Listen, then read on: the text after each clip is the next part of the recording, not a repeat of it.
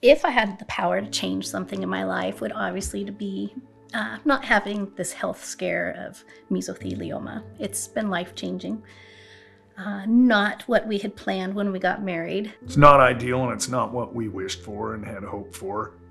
But I just get to be with my wife and take care of her and make sure that she's okay. We're Katie and Rory Watkins.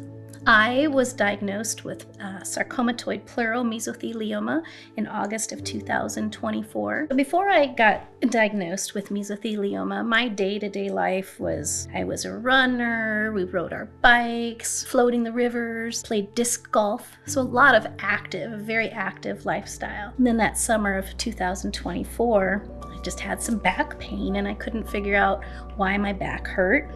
Went to the doctor. They just said, here's some medicine and some massage.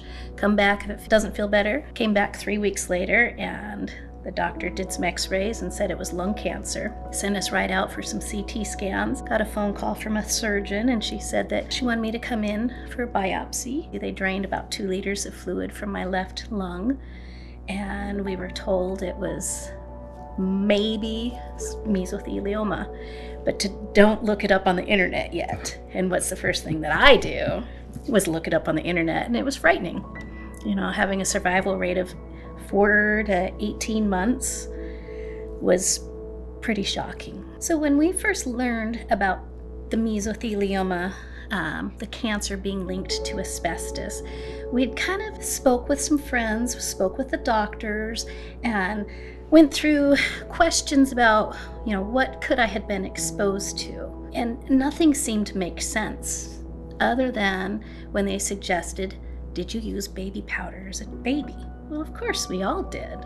And babysitting all the children in my lifetime and my own children, my nieces and nephews, I relied upon baby powder. It smells good, it helps the baby stay dry. So we started considering that could have been a way that I was exposed, as well as cosmetic talc. A lot of the makeups that you buy at the grocery store, #1 ingredient is listed as talc. I was blown away to find out that a brand that we had all trusted, that our mothers and our grandmothers trusted, was contaminated with talc. I had no idea about any of that. Once I started reading and looking into labels and reading the history of how talc is mined, it's impossible to have talc without asbestos in it. I wish people knew that talc was out there way more than we would realize. My daughter and I will go shopping with some well-known name places, and we'll look on the back of the makeup, and #1 ingredient is still talc.